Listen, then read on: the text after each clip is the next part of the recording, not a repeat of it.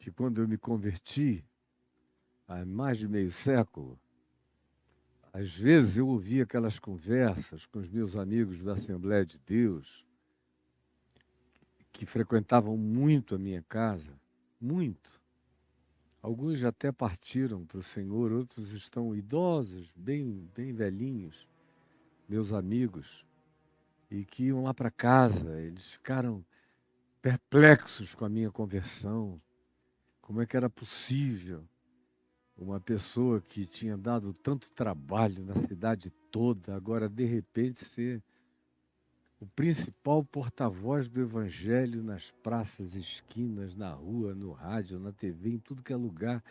Eles iam para lá e eu acolhia todo mundo com o maior amor. Mas quanta conversa tola eu assisti.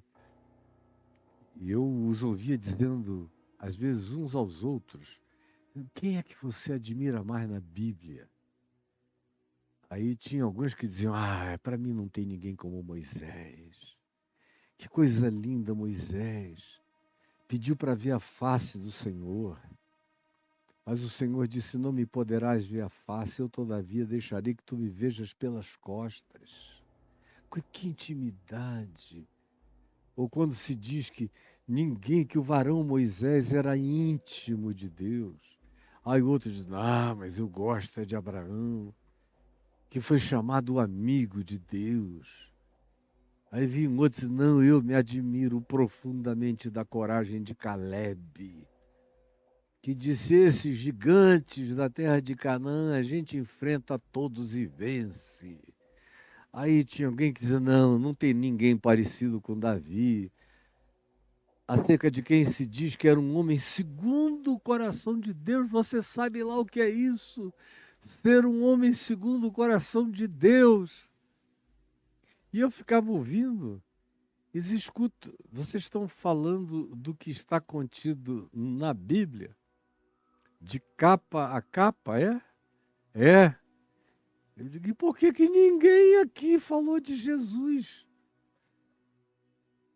Aí eles não sabiam explicar porque que já naquele tempo, há meio século atrás, a maioria deles era extremamente mais atraída pelos heroísmos, pelos Superman, a respeito da Liga da Justiça do Velho Testamento, esses super-heróis, esses seres do fogo, do sol, abre-te mar, passa, jorra água, pedra, todas essas coisas miraculosas os encantavam infinitamente mais do que Jesus. É claro que eles não faziam como se faz hoje. E não é de hoje. Eu já contei aqui de um dos mais conhecidos líderes e corruptores espirituais do Brasil, da história do Brasil, da história evangélica no Brasil, que me disse mais de uma vez, pessoalmente, aqui na minha igreja é proibido falar de Jesus porque Jesus dá azar, Jesus não dá sorte, Jesus só inspira amor, bondade, compaixão, misericórdia, você se tornar solidário, mas não estimula as pessoas a trazerem grana, dinheiro. Dinheiro é com Abraão, é com Moisés, é com Gideão, é no Velho Testamento, é com barganha, é tomar lá da cá. Então aqui só pode pregar o Antigo Testamento. Isso há 30 anos. Mais precisamente, há 28 anos o indivíduo me disse isso. A primeira vez e repetiu outras vezes em outros dias. É a convicção dele, que se tornou convicção deles todos. Porque essa é a ênfase que você vê. E tudo funciona em torno dessas figuras e desses elementos. Agora, Jesus está silenciado, morto e calado nesse meio todo, porque, como disse o indivíduo, não ajuda a levantar dinheiro. Jesus manda dar, manda doar, manda entregar, manda atender, manda se compadecer. Jesus ordena a misericórdia. Jesus diz: tenho compaixão dessa gente. Jesus diz: dai-lhes vós mesmos de comer, ou seja, sejam vocês, meus discípulos, o socorro que essa gente precisa. Isso é contrário à lógica que esse pessoal pratica e quer praticar. É por isso que Jesus ficou nesse estado de silêncio absoluto naquilo que se chama de igreja e que igreja não é. Porque não manifesta a pureza e a simplicidade e o amor que manifesta essa fé simples desses amigos, que são a verdadeira igreja. E a primeira coisa que Jesus diz é aquilo que ninguém disse antes. Quem disse? Filho, filha, estão perdoados os teus pecados. Quem disse? E essa, para mim, é a questão mais essencial, é o nó górdio da alma, da psique, da mente e da condição humana. É haver quem perdoe os meus pecados. É haver quem perdoe os teus pecados. Então, do ponto de vista religioso, antes, ninguém disse: filho, estão perdoados os teus pecados. Ninguém. Aí Jesus faz uma outra pergunta, sabendo que dali não virá nenhuma explicação, nenhuma honestidade, nenhuma sinceridade, nenhuma verdade. Isso é só maldade pela maldade, num processo de retroalimentação, de juízo ininterrupto, que a religião, com os seus dogmas e suas catequeses, e seus sistemas fechados, e suas estruturações pré-definidas, e seus messias pré-pintados, nas suas concepções fixadas, inalteráveis, que não estão abertas para Deus, nem para o Espírito Santo, nem para o Verbo encarnado de Deus diante da cara deles. Jesus sabia que dali não havia resposta além da mentira, ou da elaboração perversa que Jesus já tinha lido como um 3D no coração deles. Aí faz uma segunda pergunta: o que é mais fácil, então, dizer ao paralítico, a esse paralítico, que, coitado, estava ali doente há anos, mas de repente ele se torna objeto de discussão teológica. Isso é que é chocante. Você vê que a religião chega e cessa toda a compaixão, toda a solidariedade, todo o carinho, todo o afeto, toda a fraternidade. Estão aqui os representantes da religião oficial e da elite da religião oficial, os escribas dos fariseus. E o grupo mais fanaticamente religioso que existia naqueles dias no templo ou nas práticas religiosas públicas daqueles dias, segundo os evangelhos, que eram os fariseus, que se julgavam os mais espirituais.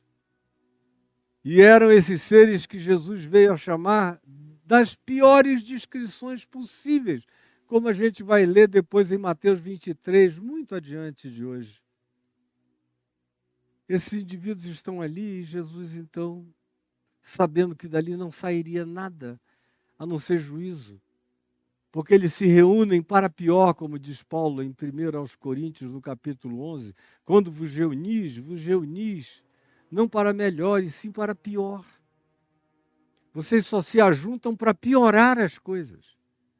Diferentemente da verdadeira igreja, dos amigos que estavam no telhado, cheios de fé, de amor, de compaixão, de generosidade, de misericórdia, querendo melhorar a vida, querendo libertar o amigo, o próximo, querendo vê-lo sair andando por conta própria com as próprias pernas, querendo vê-lo restaurado para a existência, diferentemente desses que carregam o coração da verdadeira igreja de Deus, estava diante de Jesus assentado como um bom crente,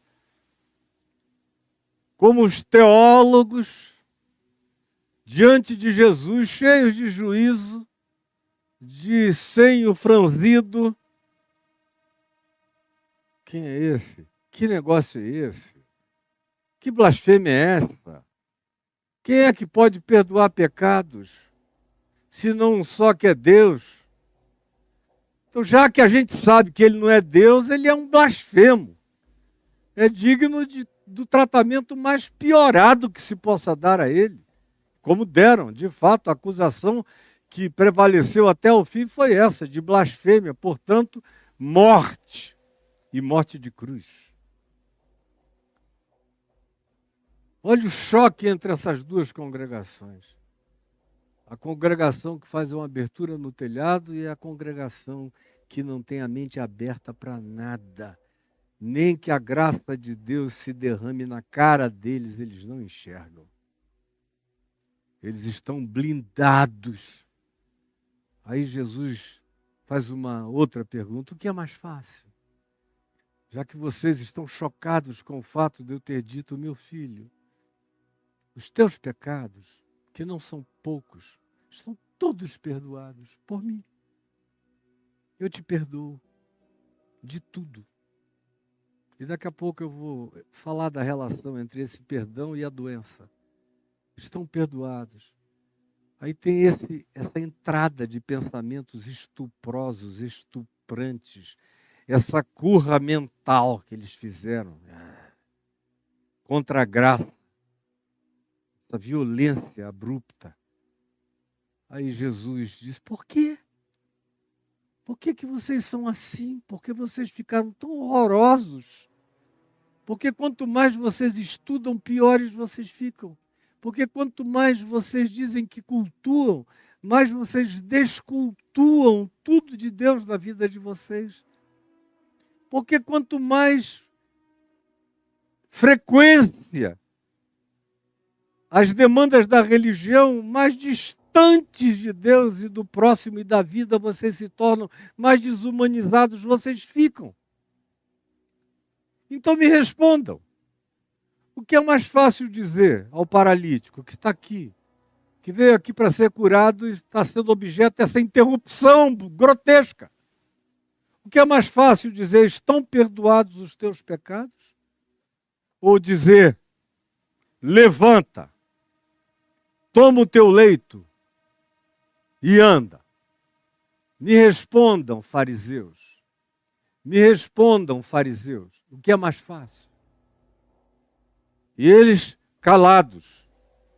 Jesus diz então: ora, verso 10, para que saibais, vocês saibam. Não era nem a multidão sabia, por isso estava ali. Os amigos no telhado sabiam, por isso estavam ali. A verdadeira igreja sabia, por isso estava reunida nesse espírito. Mas para que saibais, vós saibais. Vocês que acham que sabem tudo, que arrazoam tudo, venham a saber e a serem chocados por mim. Porque eu vim para ser objeto de contradição para gente como vocês. Para que saibais que o Filho do Homem tem sobre a terra autoridade para perdoar pecados. Isso é uma autoridade que o Filho do Homem recebeu para perdoar pecados. Então ele disse ao paralítico: para que vocês saibam, falando para aquele grupo de religiosos doutores, que o Filho do Homem tem sobre a terra autoridade para perdoar pecados, virou-se para o paralítico e disse: filho, levanta, toma o teu leito e anda. É isso que eu te mando fazer. Quanto mais eu creio nisso, mais limpa, mais tranquila, mais cristalina, mais pura, mais tranquilizada, mais pacificada, mais harmonizada a minha vida se torna em Deus, com Deus e em mim mesmo. e em relação a todo e qualquer outro próximo que eu tenha. Será sempre assim com a graça de Deus até o último dia da minha existência. Porque eu não sei e não quero viver de outro modo, e a existência de outro modo, qualquer tentativa de praticá-la de outro modo é insuportável. É insuportável. É adoecedora, arruína com a gente na mesma hora, começa a fazer mal e não demora.